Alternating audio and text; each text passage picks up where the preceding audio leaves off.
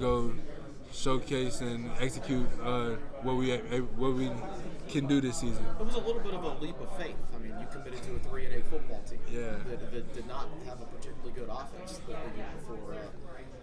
How much? I mean, obviously you put a lot of thought into it, but was there ever like any second guessing or anything like that? No, I wasn't really second guessing because I did the same thing when I chose Baylor. They had just won 2 games, so it was another leap of faith. I know they were going through a rebuild, and I want to be a part of a rebuild. I don't want to go to a team. I mean, it's good to go to a team that's already winning, where you ain't really got to do much, and you just got to go out there, put some pieces of the puzzle together, and then just go make plays. But being a part of a rebuild, that's when people like start talking about you more, start really recognizing that this team like coming out of nowhere and really being good. So, I mean, I did it already, so I wasn't afraid to do it again. Is there an aspect of your game that you really worked on this past off season? What I've been mainly working on is just being more accurate. I know I kind of struggled with that last year, and then a quarterback can never be too accurate, and that was the main thing I was working on this season. You said you've talked with Michael Vick, but have you spoken to any other VTQBs as far as like maybe Tyrod Taylor, Hendon Hooker, who was there before transferring to Tennessee? I haven't talked to Hendon, but my dad has talked to his people. I still got to get in contact with him, but I've talked to Tyrod here and there, and I'm ready to. We supposed to talk again soon, just to really like pick his brain and like tell me what he learned about being at Virginia Tech and being in the NFL and what he could teach me. So, thank you. If you weren't an athlete, what would you do? If I wasn't an athlete. If you were not an athlete, like what would you see like your future career?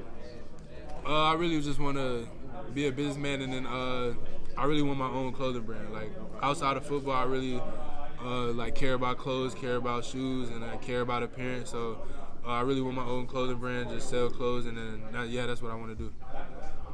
So a couple years ago, there was a quarterback who had 17 touchdowns, limited his turnovers, rushed really well, and then blew up over the next couple of years, and that's Jaden Daniels.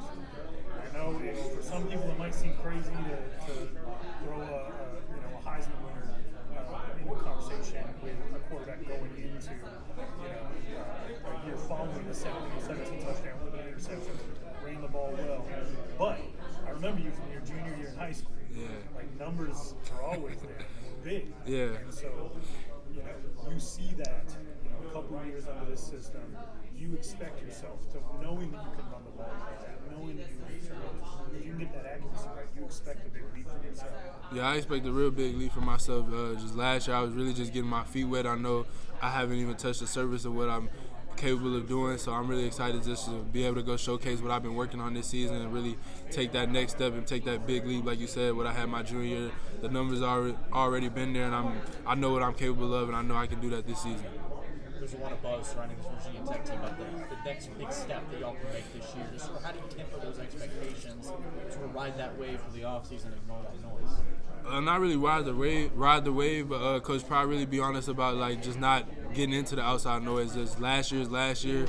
It really don't matter no more. We really haven't done anything. Like it was good to end the season off with a winning record, but really went 7-6. That's really almost average. But we know what we're capable of. We know we had some games back last year that we could really turn it around, and that we can't go out to a slow start like we did last year. Just go into it with taking one game at a time, winning games, and then just let the rest take care of itself. You mentioned some games that maybe you could have won and didn't.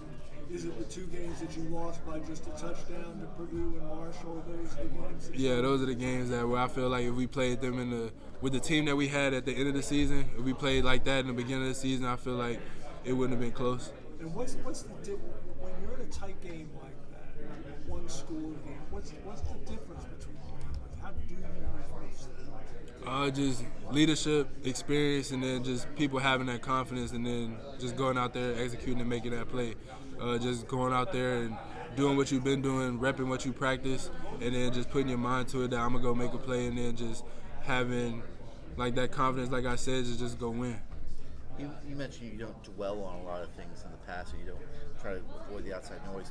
But how much does these past experience help you in the moment where you maybe recognize something and say, I know what I need to do in this situation to continue growing as a quarterback? I mean, it always helps. Like, yeah, you look back in the past, but you're not going to dwell on it. It's not going to change your feelings. But you look back in the past, you know what you've seen and what you haven't seen. You know what to do with what you've seen already. So it helps a lot. And as a quarterback, is it good to have a short-term memory or a long-term memory to know, forget something that may be bad that happened, but also remember something? I've recognized this route. I've seen this, so I know what I need to do against them. It's better to have a short-term memory when it comes to next play mentality, but a long-term memory with just remembering what you see and like recognizing it, and then going out there and be able to make that adjustment that you didn't have when you got it the first time. What was your favorite game last year? Favorite game? So the 7 wins, which one was your favorite? I would say Pitt. Okay. That was my favorite game. I guess that was like my confidence booster, and that was just when I really like locked in and like got settled in as being a starter, having multiple games under my foot, and that's really what clicked. That's what really like flipped the switch for me. You threw the deep ball for a touchdown in the first drive. Was that it? That was you went to the sideline and you're like, all right, I can do this. Yeah, that was the confidence booster for me. One of the new teams that have certainly taken note of what Virginia Tech's been able to do recently is Clemson, and they returned to Blacksburg for the first time in 4 years. Just what are your initial impressions of them, and what excites you about that matchup coming in late in the season? I mean, Clemson is Clemson. I mean, a lot of people want to play Clemson. That's a good thing that they get to come to Lane Stadium, and that's going to be a big game with a good environment. But I know what Coach probably want me to say, and I know like what I'm able to do. Just we're not really worried about Clemson right now. We worry about Vanderbilt. That's the first game of the season, SEC school. That's a good team. We're not really like looking past that right now. Kyron,